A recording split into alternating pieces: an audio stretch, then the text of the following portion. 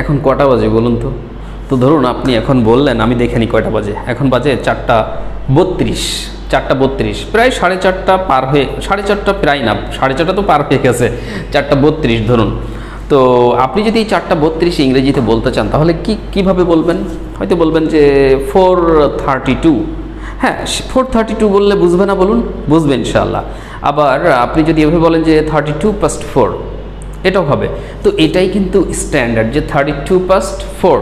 এই 4:32 অর্থ কি? যে 32 পাস্ট হয়ে গেছে, মানে 32 মিনিট পার হয়ে গেছে, 4টা বেজে। তো এভাবেই কিন্তু বললো। তো মূলত আজকের এই ক্লাসে কিন্তু আমরা সংক্ষিপ্তভাবে শিখে নেব how to say the time in English. ইংরেজিতে সময় বলতে হয় কীভাবে। এর আগেও আমি বিভিন্ন ক্লাসে বলেছি, এই বিষয়ে আলোচনা করেছি, লেসন প্ল্যান থেকে কথা বলছি, স্ক্রিনে ফলো করবেন সবাই, ঠিক আছে? ওকে। তো মূলত আমি আপনাকে প্রথম বললাম কয়টা বাজে, দেখতে পাচ্ছেন কয়টা বাজে। ইংরেজিতে কি বলবেন?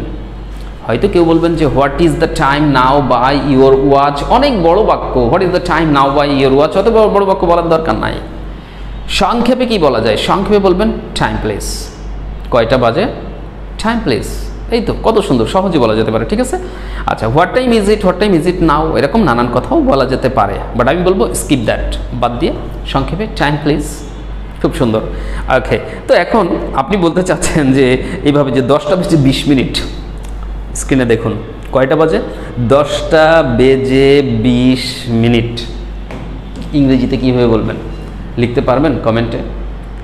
ইচ্ছে করলে অনেকেই পারবেন। 10:20। এইখানে একটা জিনিস খেয়াল করুন তো, 10টা কি? 10 হচ্ছে ঘন্টা, আর এই যে 20 মিনিট লেখা রয়েছে, এই 20টা হচ্ছে মিনিট, আমরা বুঝতেই পারছি। তো বাংলায় আমরা দেখতে পাচ্ছি ঘন্টা আগে বলছি, মিনিট পরে। 10:20। 10 হচ্ছে ঘন্টা, 20 হচ্ছে মিনিট।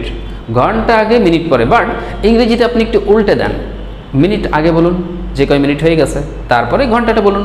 তাহলে মিনিট যদি 20 হয়ে যায়, বলেন 20 পাস্ট। তার মানে বুঝলেন যে ও মিনিট যেটা হয়ে যাবে সেই মিনিটের সংখ্যাটা বলে পাস্ট বলবো, হয়ে গেলে ইয়েস।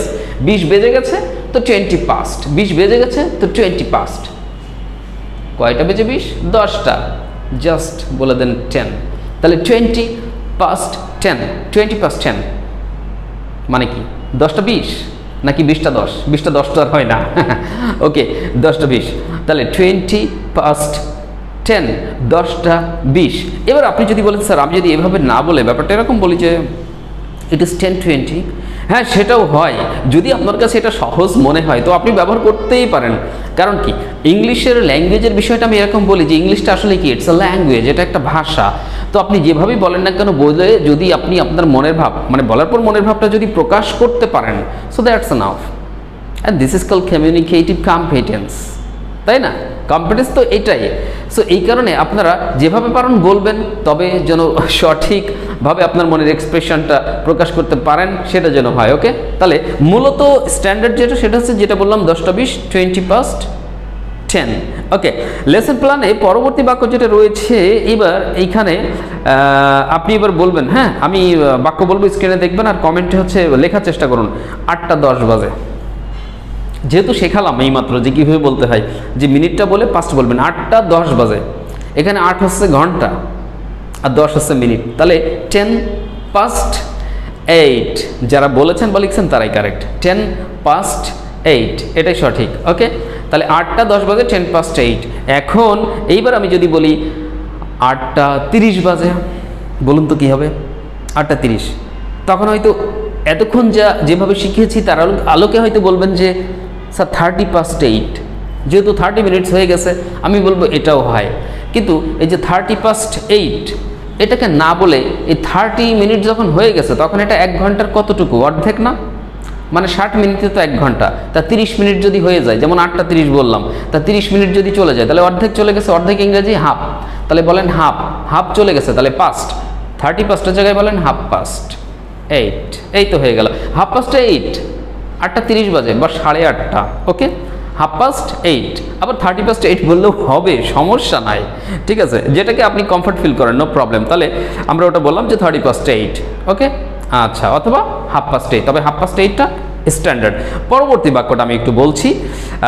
এইখানে একটা জিনিস আপনারা খেয়াল রাখবেন যে কখনো কখনো ঘটনা কি ঘটে, যে আমি তো বেশ কিছু উদাহরণ দিলাম যে 8:10 বাজে কি 8:20 বাজে বা 8:30 বাজে এরকম বলেছি।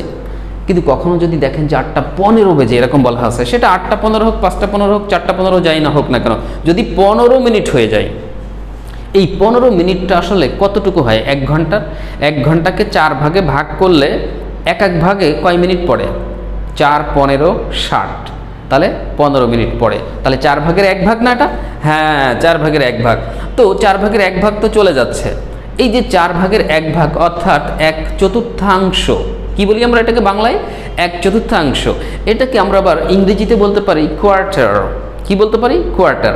তো যদি কখনো দেখেন 8:15 বাজে, ভালো করে শুনুন এবং বুঝুন, 8:15 বাজে, তার মানে কত মিনিট হয়ে গেছে? 15 মিনিট। আবার 1 ঘন্টার 4 ভাগের 1 ভাগ চলে গেছে।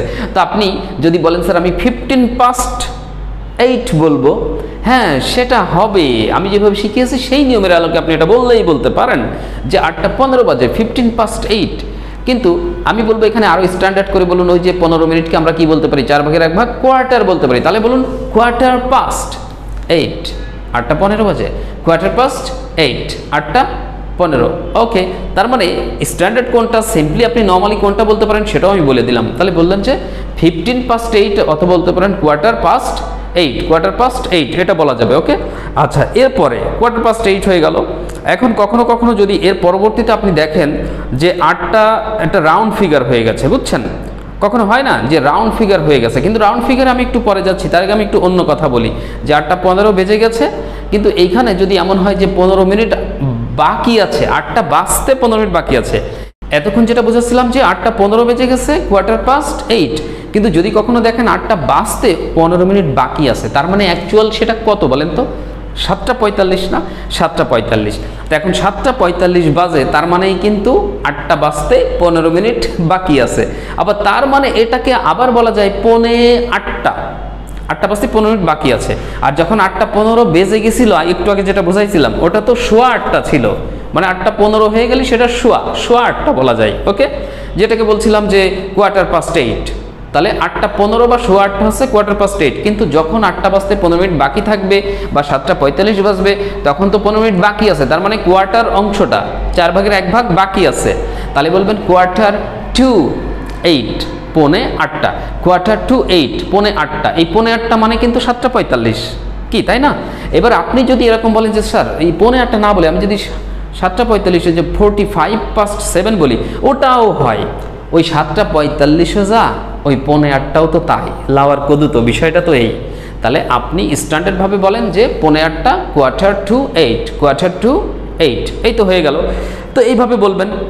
আর যদি কখনো রাউন্ড ফিগার, একটু আগে যেটা বলতেছিলাম যে রাউন্ড ফিগার, দেখেন যে রাউন্ড ফিগার চলে এসছে, হ্যাঁ একদম পুরাপুরি 8টা বাজতে 5 মিনিট বাকিও নেই, 8:05 হয়নি, 8:02 না, বা একদম রাউন্ড ফিগার 8, তখন আপনি ওই যে আমরা ও ক্লক ইউজ করি।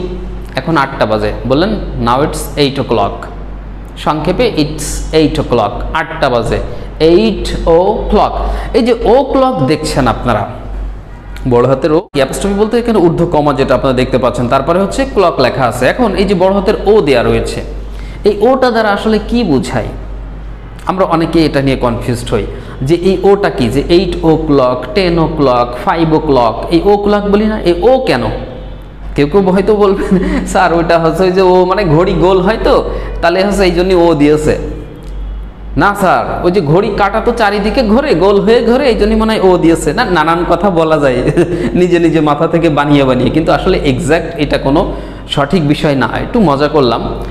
বিষয় হচ্ছে এই ও দ্বারা বোঝায় অফ, ও দ্বারা একটা প্রিপোজিশনকে বোঝায়। কোন প্রিপোজিশন? অফকে, ও এফ, অফ। এই অফকে সংক্ষেপে ও লেখা হয়, ও দিয়ে অ্যাপস্ট্রফি দেওয়া হয়, তারপরে লেখা হয় ক্লক। তাহলে আপনারা বুঝতে পারছেন যে 8 o'clock, তার মানে 8 o'clock।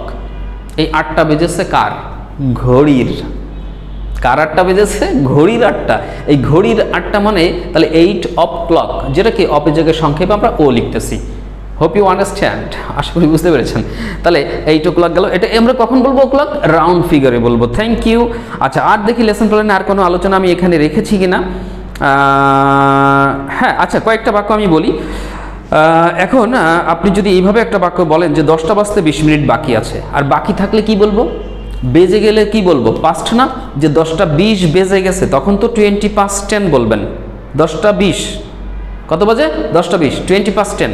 কিন্তু যখন দেখবেন 10টা বাজতে 20 মিনিট বাকি আছে, এই বাক্যটা দেখুন যে 10টা বাজতে 20 মিনিট বাকি, তখন ওই 20 মিনিটটা তো উল্লেখ করবেন, এই 5টা দেওয়া যাবে না, বাকি থাকলে 2 দেবেন। 22:10 মানে কি 10টা বাজতে 20 মিনিট বাকি আছে। আশা করি বুঝতে পেরেছেন। এরপরে আরেকটা বাক্য দিই, যেমন ধরুন আমি বললাম 8টা বাজতে 10 মিনিট বাকি আছে, 8টা বাজতে 10 মিনিট বাকি আছে, কি বলবেন? 10 to 8। 8টা বাজতে 10 মিনিট বাকি আছে, 10 to 8। তাহলে আমরা এইভাবে বলবো ব্যাপারটাকে। ওকে, তারপরে আরেকটা বাক্য দিই, যদি এরকম হয় যে 8টা বাজতে 5 মিনিট বাকি আছে, 8টা বাজতে কয় মিনিট বাকি আছে? 5 মিনিট মাত্র, তাহলে কি বলবেন? 5 to 8। 5 to 8। এইবার আপনাদের প্রত্যেকের জন্য টেস্ট দিয়ে দিচ্ছি, এটা আমি বলবো না, এটা আপনারা কমেন্টে লিখে জানাবেন সবাই যে ক্লাস কেমন বুঝলেন। অনেক ব্যাখ্যা বিশ্লেষণ করে বকে বকে কিন্তু আমি বোঝালাম, তাই না, অনেক কথা বলে। আপনারা সবাই লিখবেন কমেন্টে এই বাক্যটা, 9টা বেজে 15 মিনিট। 9টা বেজে 15 মিনিট বলেছি, ঠিক আছে? দেখি কে কে পারেন, এটা কমেন্টে লিখে জানাবেন, এটা আমি চেক আউট করবো ইনশাল্লাহ, এবং আমার লেজারে আমি আপনাদেরকে রিপ্লাই দেওয়ার চেষ্টা করবো। তো এরকম সময়ের ব্যবহার বা এই যে আমরা কিভাবে বলবো, কিভাবে এগুলো শেয়ার করবো, এরকম স্পিকিংয়ের কিন্তু অনেক বিষয় আপনি খুব সহজে শিখতে পারবেন, ফুল স্পোকেন ইংলিশ কোর্স করতে পারবেন আমার হাতের এই ম্যাটেরিয়ালটির মাধ্যমে। ইয়াস, এই ম্যাটেরিয়ালটি যদি আপনার কাছে থাকে, আই মিন এই বুকটা, অর্থাৎ আমাদের স্পোকেন ইংলিশ কোর্সের বই, ফুল স্পোকেন ইংলিশ কোর্স, যে কেউ বাসায় বসে এই বইটি নিয়ে সম্পূর্ণ কোর্স করতে পারবে ইনশাআল্লাহ। অতি দুর্বল হলেও তারা সহজে শিখতে পারবেন ইনশাআল্লাহ এটার মাধ্যমে। তার কারণ এখানে কিন্তু প্রতিটা শব্দের বাংলা উচ্চারণ, অর্থ, sentence making, presentation, situation, conversation এবং কোন পরিস্থিতিতে কীভাবে কী ইংরেজি বলবেন তা একদম সিরিয়ালি সুন্দর করে, কোন জায়গা থেকে শুরু করবেন, স্টেপ বাই স্টেপ আপনি কি কি শিখবেন, কিভাবে একটা কোর্স কমপ্লিশন হবে, তার ফুল দিক নির্দেশনা সুন্দর করে সাজানো আছে লেসন অনুযায়ী। প্রত্যেকটা লেসন আপনি ভিডিও ক্লাস পাচ্ছেন, ভিডিও ক্লাস দেখে প্র্যাকটিস করবেন সুন্দর করে, এবং কোথাও প্রবলেম ফেস করলে আমাদেরকে জানাবেন। তো যারা বই সংগ্রহ করতে চাচ্ছেন, স্ক্রিনে দেখতেই পাচ্ছেন নাম্বার দেওয়া আছে, এই নাম্বারে ইমো, হোয়াটসঅ্যাপ আছে। দেশ কিংবা প্রবাস থেকে সম্মানিত প্রবাসীগণ যদি প্রয়োজন মনে করেন অবশ্যই নক করবেন, আমরা ব্যবস্থা করবো ইনশাআল্লাহ। বিকল্প ব্যবস্থা আছে। আর দেশের মধ্যে থেকে যাদের প্রয়োজন তারা অবশ্যই সরাসরি ফোন করবেন, কথা বলবেন, আমরা বইয়ের ব্যবস্থা করবো ইনশাআল্লাহ সবার জন্য। তো সবাই এই বইটা সংগ্রহ করুন, বাসায় বসে সহজে ইংরেজি শিখুন। আর যারা অনলাইনে কোর্স করতে চান পার্সোনালি 1-to-1 সেশনে ব্যক্তিগতভাবে, তার ব্যবস্থা আমাদের আছে। যদি পার্সোনালি কোর্স করতে চান আমাদেরকে নক করবেন, ইনশাআল্লাহ আমরা পার্সোনাল কোর্সের ব্যবস্থা করবো। আশা করি ভালো কিছু শিখতে পারবেন। ওকে, সো যাই হোক, সকলের শুভকামনা জানিয়ে আজকের মতো আপাতত ভিডিওটি এখানে শেষ করছি। কথা হবে নতুন কোনো ক্লাসে। Thanks to all.